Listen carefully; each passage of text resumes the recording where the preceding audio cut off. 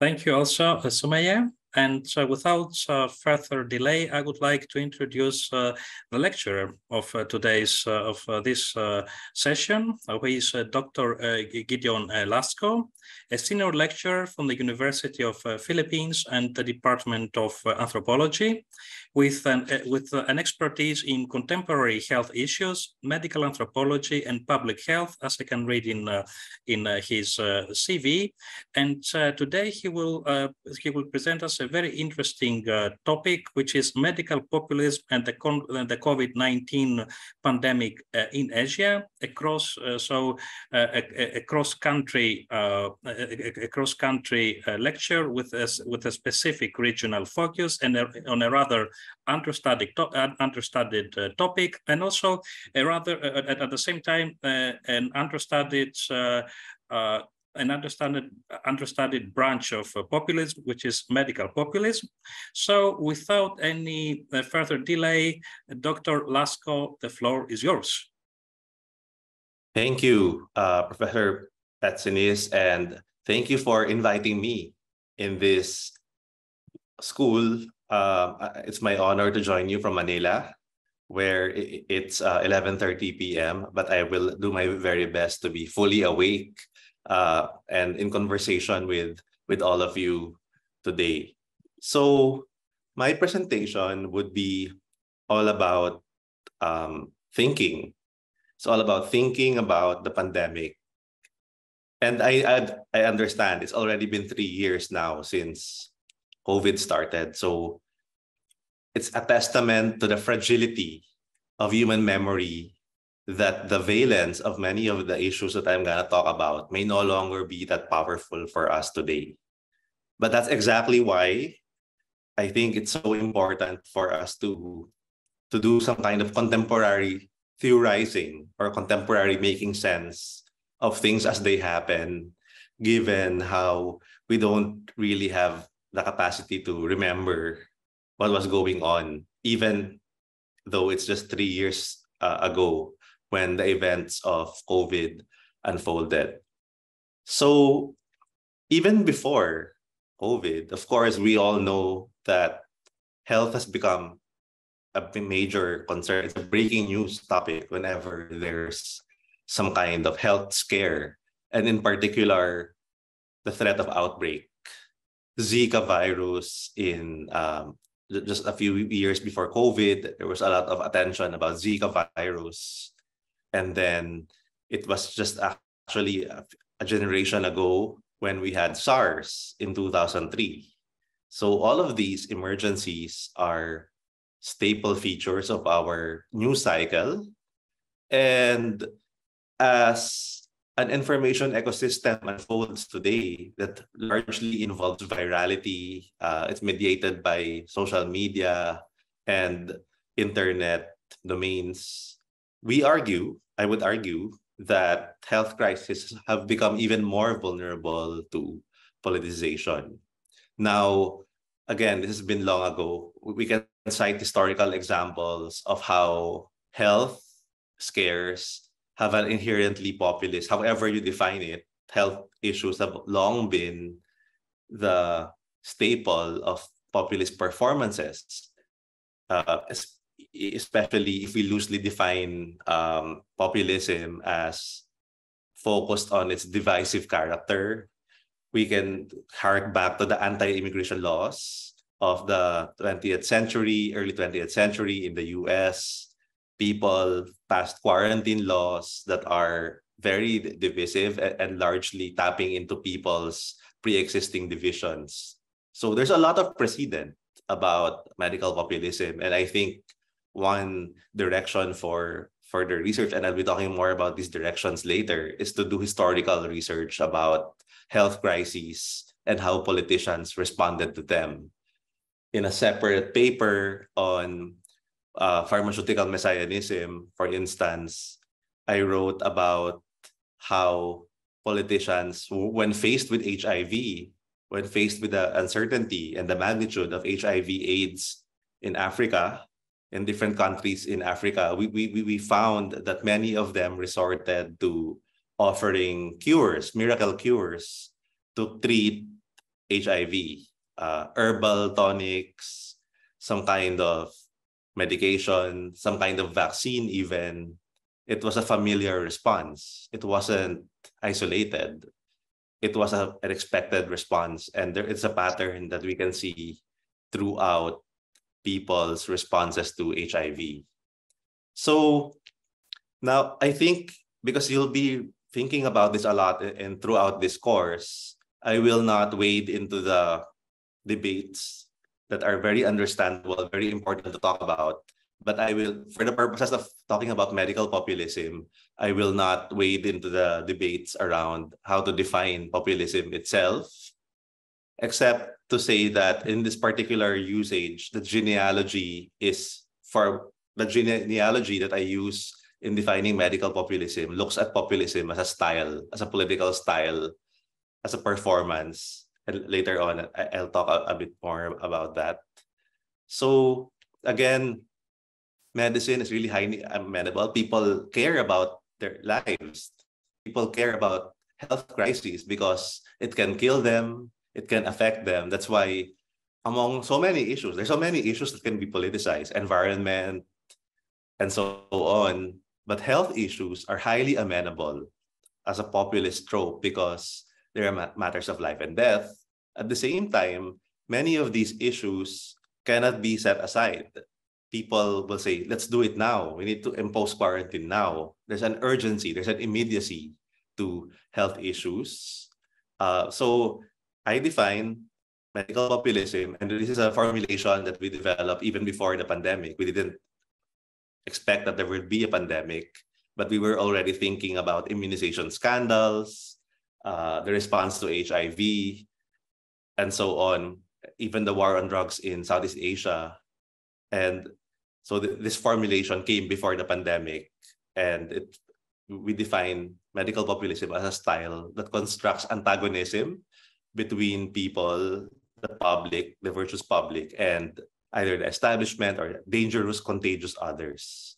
Now, instead of labeling individuals as populists, the emphasis here is to look at their responses in particular moments of crisis. So we're not here to litigate who is a medical populist, but the focus is how people, regardless of how they're labeled, how they respond during times of medical crisis.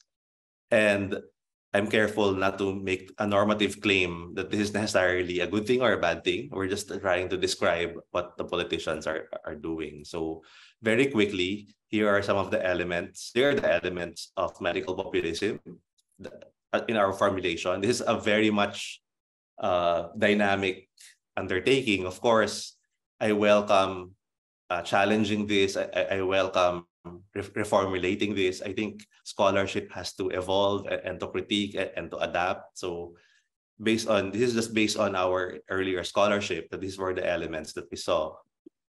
So if you see this picture, this is a public attorney in the Philippines dramatically collapsing in front of a press conference to dramatize how indignant she is over the deaths of children. Supposedly, she's accusing the vaccine manufacturers and the government for having killed these children because of a dengue vaccine. So, but she was performing it in a very dramatic way. And that's the spectacularization that I will talk about shortly. So when COVID happened, I was quarantined in my hometown of Los Baños, Laguna in the Philippines. And I realized that what we've been studying, what we've been writing about is unfolding before my very eyes. And so I quickly put together this paper, this conceptual paper, but also drawing on empirical examples from the US, Brazil, and the Philippines, all of which I spent some time in as a scholar to reflect on what happened. So if you look at the article history, it happened in a very short period of time right after the pandemic. So the first element is simplification. Is what we've noticed is that when faced with the health crisis, people, politicians, political actors, they tend to simplify the crisis. These crises are often, of course, very complex, but there's a tendency to simplify, to offer simplistic solutions, to offer simplistic diagnoses. For example, Donald Trump saying that we have to stop the flights. We have to stop the flights to prevent Ebola from happening. This was before he became a candidate for presidential office, but it was very clear that he was already performing as a man in this style of medical populism by forging divisions and offering this simplistic solution. President Duterte in the Philippines was also trying to simplify the pandemic, especially early on, making fun of people who are worried about the coronavirus. Some of you mentioned that you're from France, and one example of the simplification is in France, in which the use of this chloroquine was endorsed by the president himself. He was very quick to endorse this drug based on the recommendations of this controversial scientist. And I think this is definitely an example of simplification. So aside from simplification, we also see how political actors spectacularize or dramatize their responses to the pandemic. We see this through the use of military force. Maybe you can share also in your own countries if you have recollections of how this unfolded. But here, this is a picture from Peru, and the deployment of force is both, it has some practical consequences, whether or not they were well-meaning or whether or not they actually had some goals that are more pragmatic. It was very clear that these acts of showing military force had a spectacular value as well. In the Philippines, tanks were rolled in to some cities. I don't know how you can actually use a tank to kill a virus, but it was very dramatic. It was very dramatic. Donald Trump showing dramatically taking off his mask at a time when it was still required was again another very dramatic performance. I'm sure you must have seen his video of even after just recovering from COVID itself, he was seen taking off his mask in the White House. Very dramatic. So number one is simplification. Number two, spectacularization. And the third is the forging of divisions. I already showed the example of Donald Trump, who was really calling for really making it all about particular countries, particular regions, and forging divisions in the process. We see so much blame going on. Again, we're not making any normative claims here of whether it's right to hold certain countries to account, but it was very clear that countries like US, Brazil as well, Bolsonaro's son was blaming China for, and also dramatizing the responsibilization of China, associating the coronavirus with Asia as well. So in the Philippines, we saw how the president at the time, Duterte, was also blaming people who are disobedient for the pandemic spread. And finally, aside from forging of divisions, spectacularization, and simplification, we see how medical populism involves making knowledge claims. These knowledge claims may or may not be rooted in some kind of orthodox or even heterodox medical authority, but they figure prominently in these medical populist performances. Some of medical populist performances have included vaccine skepticism, vaccine denialism. Some of them are very overt anti-vaxxers, but others are skeptical. Others talk about rights. Ron DeSantis in the US talking against vaccine mandates. And of course, we also see how some people also resorted to vaccine messianism, using vaccines as a trope to say that it's the solution to our pandemic, especially early on when there was no vaccine yet. Many politicians went ahead and promised that a vaccine is coming soon. I'm sure many of your leaders did the same. So the drug war in Thailand can be an example. This is something just to illustrate the concepts and also introduce you to some kind of regional diversity, to add some inject some regional diversity in the summer school. I want to remind you of the drug war in Thailand that took place in the early 2000s. The president at the time, Thaksin Shinawatra, he used this specter of drugs as destroying Thailand to create this deadly drug war. And it involved this dramatization of drugs as a problem. It also involved a very spectacular killing spree. Like literally thousands of people were killed during that 1 year of this drug war. That is spectacle. That's a morbid spectacle. And it also relied on certain knowledge claims. For example, claiming that there are 6 million drug addicts in the country. So this is what we mean when we say this invocation of knowledge claims. It was super dramatic. The news was filled with reports of people getting killed. And for this to happen, there was also this forging of divisions in the sense that the president divided the country between those who are virtuous, those who are the general public, and drug addicts who he cast as dangerous others, the scum of society, threats to security, and so on.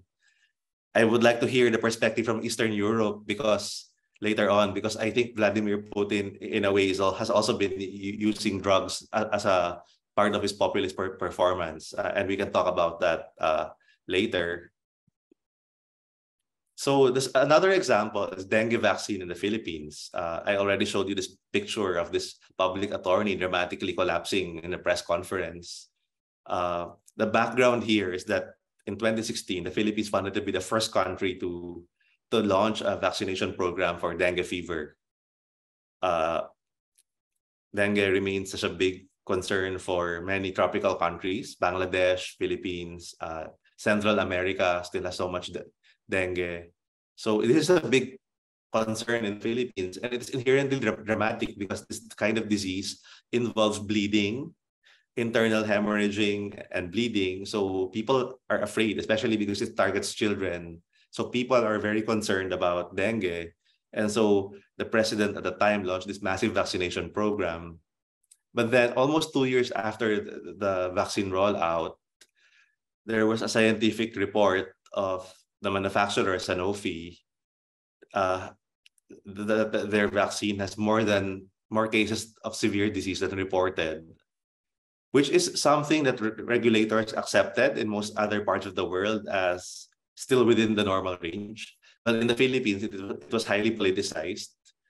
And because there were almost 1 million children vaccinated, everyone who has died among those cohort of children vaccinated, they were attributed, all these deaths were attributed to the vaccine.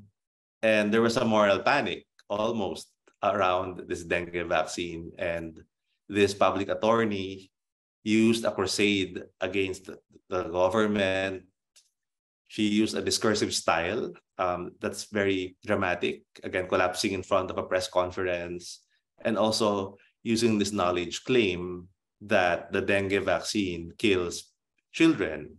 And she also forged a very clear division between the virtuous public or the general public, including these innocent children, versus pharmaceutical elites and corrupt government officials who have compromised the health of people because of their vaccine program. And then, so I think this is my third and last example of COVID in India. We see how Modi, the head of state in India, has also practiced, in a way, a kind of medical populist performance through dramatic announcements of lockdowns early on, very, very massive staged performances, especially at the beginning. And then there was also simplification involved through the downplaying of the crisis. So these elements really change over time. Sometimes it can be simplification, and then it can move towards more of the spectacularization. And also, it's worth noting that within the government, some figures also offered simplistic solutions to COVID. Some of them tend to get more reported than others because of their news quality, like offering cow urine as a immunity booster. But the fact that politicians were doing this is really in line with what we've observed throughout the pandemic of politicians resorting to simplistic solutions. One minister famously pushed for devotees to still attend a religious festival in person. So again, more dramatic performances and the forging of division here from these people who are of the same faith, the devotees versus the rest. So we can see that as another example. And we see also how the divisions also tapped into pre-existing ones, including religious divisions in India. And some of the policies were explicitly or implicitly targeting certain groups. And that's in line, again, with this forging of divisions that we observe in medical populism during the COVID-19 pandemic. So, in summary, these are the elements, again, that we've reviewed that politicians tend to exhibit during these times of crisis: simplification, spectacularization, divisions, and the forging of knowledge claims. Again, we're not making any judgment that this is necessarily bad. In fact, construed differently, this can actually contribute to a response to a crisis. We know that communication is also about simplification. It's about condensing a message, a complex message, in a language that many people can understand. So simplification is entirely understandable in this lens, or viewed in this way. Spectacularization also can have some communicative value in reassuring people, especially in times of panic, in times of uncertainty, that the government is in control. So it's worth noting, for instance, that in Singapore, the Prime Minister, the government of Singapore, at the time when masks were not yet recommended by the WHO, and even the Singapore's own Ministry of Health was saying there's no evidence they work, but they nonetheless went ahead and distributed masks to every citizen in Singapore. And that's a spectacular act, but one that must have, the logic there must have been to reassure people that the government cares for them and is in control. So railing against pharmaceutical elites and corrupt government officials, of course, this is something it's not just a medical populist performance. In many cases, it actually can lead to accountability. So again, we're not saying that these elements are necessarily good or evil. And finally, knowledge claims are required. In fact, we are also critical of how science itself has taken on this religious quality and how expertise was mobilized in different ways during the pandemic. So there's no way to say that one claim is better than the other purely by political performance metrics alone. So what I would say that, so this is something that I tried to imagine in the next phase of the pandemic, and also the pandemics to come, what might happen. So at the time when vaccines were being introduced, I thought that vaccine messianism, building on from the original paper that I shared with you, I thought that it will be consistent with simplification for people to tout vaccines as a solution to COVID. And indeed, many leaders did so. Leaders would dramatize their progress, but at the same time, they might also engage in some culture war, some divisive debate. For example, mask wearing in the US and maybe other countries as well, where there's still some debate about these issues. And then people will keep making claims about certain kinds of medical crisis, whether it's COVID or not. So we need to keep monitoring what happens to our health crises, not just COVID, but surely there will be other crises to come, and we need to be there to observe what is going on and to test our theories, refine them if needed, and to try to really reflect on what's going on in terms of political responses to crisis. This is happening in a very compressed timeline, and the 3 years of the pandemic, so much has already happened. Many of the events I described in my paper were in the first few months. So I think we can have a discussion about how things have changed as well. So thank you. That ends my lecture, and I look forward to discussing with all of you.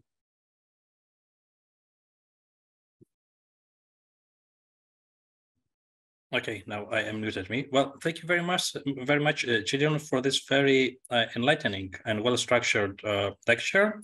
Now I would like to give the floor to Dr. Maria Paula Prates, who is a physician and a medical anthropologist based at actually my alma mater, University College London, and the Department of Anthropology, with a thematic focus on the anthropology of health, as I can read in your bio.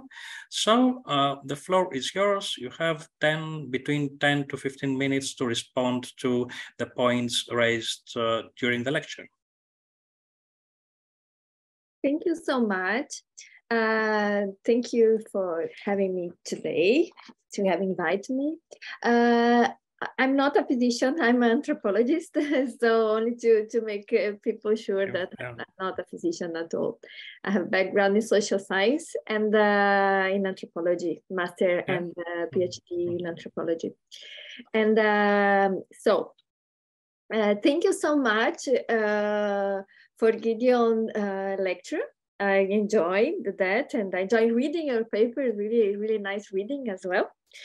I don't have a response for that. I think I have some complementary thoughts. I would say. I think I learned with your paper. I'm as an anthropologist who have been working with and among indigenous people from lowland South America, mainly in Brazil. Also in Argentina. I have this micro perspective on how the pandemic was experienced by the indigenous people. So most of my thoughts are related to that. I'll start sharing with you that just after the pandemic has started, we applied for an open call that it was called GECO from the MRC UKRI in the UK. And so I ended up by coordinating a big research that it was focused on the indigenous response to the COVID-19 in Brazil. So you can imagine, you have a picture of Brazil. It's a huge country, so it was a huge research as well. And when we started that, the COVID vaccine was not ready. It was all in the ongoing scientific process to discover something to try to stop this virus, no? So we could, the team and myself included, to follow all these steps, all these hesitances, all these politics of Bolsonaro government toward the vaccination. We are focused, we were interested in indigenous, what was happening among the indigenous people, but of course we were aware of everything because indigenous people were under, unfortunately, the Bolsonaro government on that time. It was, reading your paper, it was making a picture of this micro scale and comparative analyze, and it was in some ways a Brazilian citizenship as well, to think, oh, it was not only in Brazil that that's horrible. I could when reading some of the Rodrigo Duterte sentence and comparing that with Bolsonaro. You were very, you picked up very important,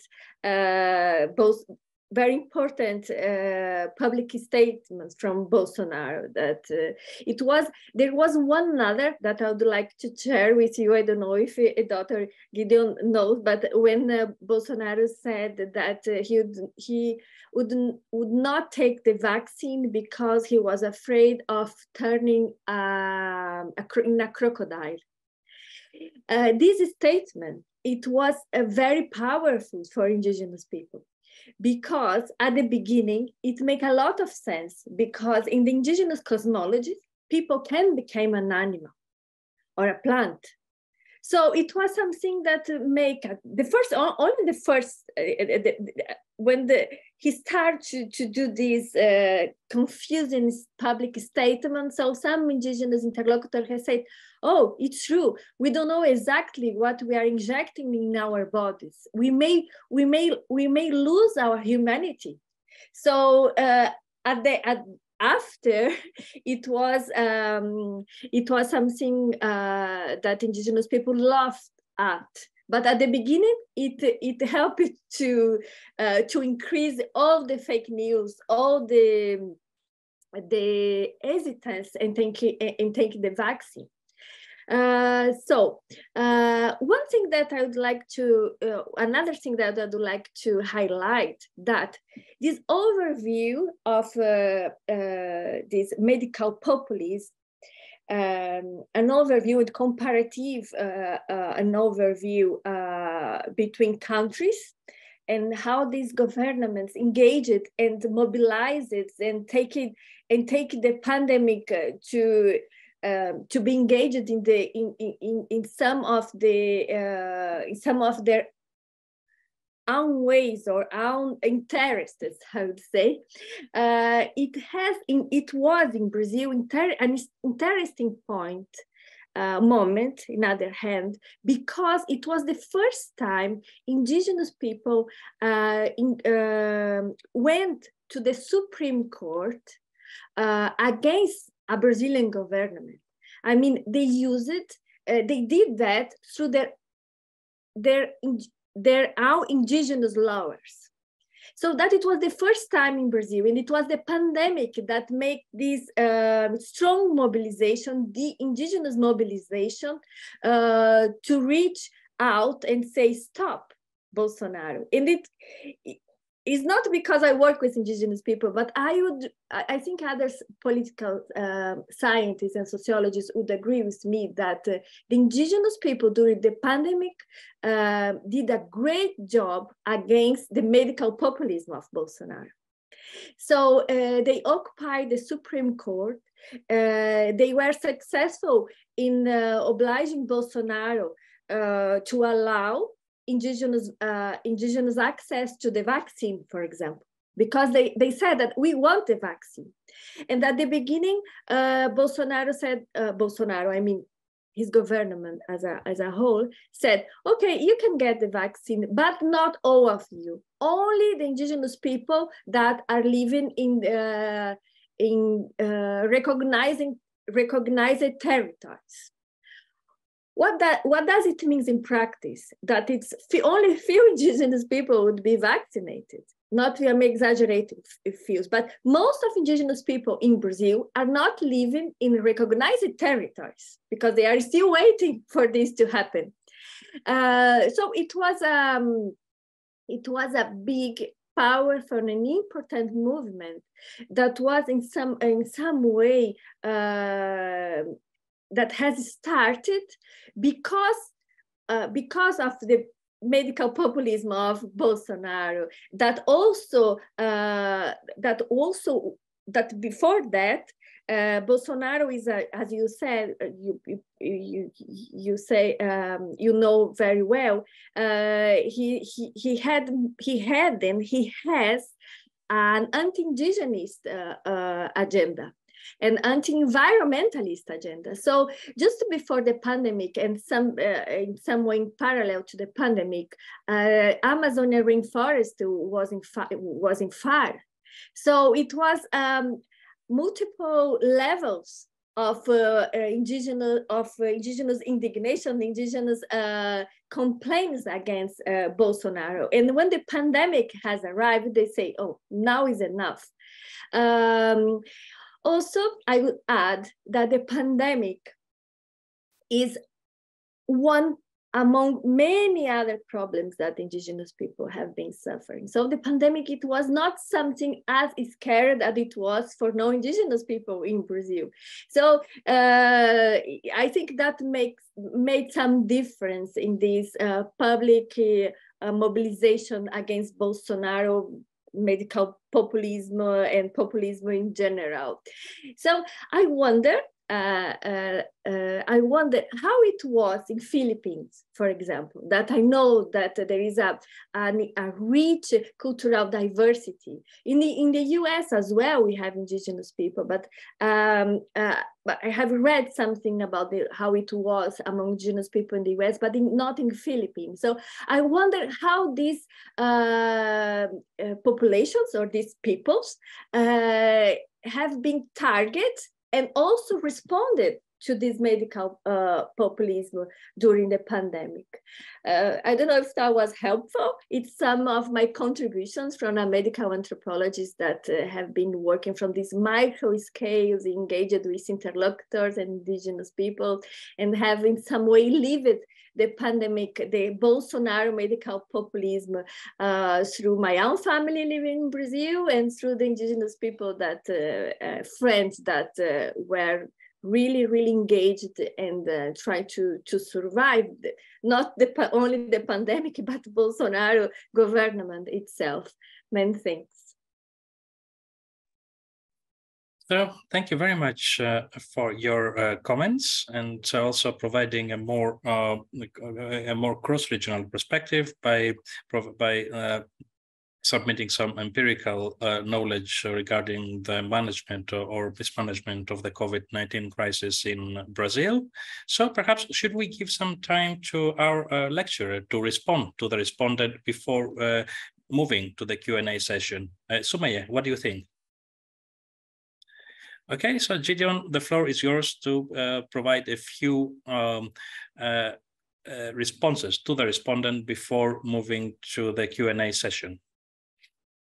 Thank you. And thank you to Dr. Prates for that response that really grounds us to the lived experience of people, particularly indigenous people in Brazil. This is something that I do not take lightly as a topic, mindful that in my own home country of the Philippines, we also share a lot of similar predicaments for our indigenous people. So when we talk about medical populism as a division between the public and certain others, the problem when it comes to indigenous people's rights is that many politicians don't see indigenous peoples as part of the public, of their own public. And so, and not just that, it's not just that they don't see indigenous peoples as part of the public that they want to perform for, but they also, some of them, and I think Bolsonaro is one of them, also actively forge divisions between the public and indigenous peoples, capitalizing on prejudice, long colonial and post-colonial histories. And that's something that we saw unfold very tragically in Brazil and also in the Philippines, where indigenous peoples were deprived of vaccines early on because at first they were asking for documentation, for identification, but many of these indigenous communities don't have any identification cards. They didn't need to, but they were asking for all of these bureaucratic requirements. And I think that that's something that, as another part of the COVID-19 story that needs to be told. Of course, ultimately, I also I also like hearing from Dr. Prates about how there are limits to medical populism. And in the case of Brazil, we see how people challenged the medical populism of Bolsonaro. I think his response to the pandemic was in part, not the whole, but partly, it was also responsible for the pushback against him that ultimately led to his electoral defeat. And now it's not even allowed to run, apparently, like there's a Supreme Court. So we see how this is not just happening in a vacuum, and people are not powerless against these kinds of performances. There are civil society responses, and I think that's the next stage in the scholarship. If we are to continue studying medical populism, we need to study how people resist these performances and how they evolve over time. So again, thank you to Dr. Prates for that, for sharing her thoughts on this. Well, thank you very much. Thank you very much, Elsa.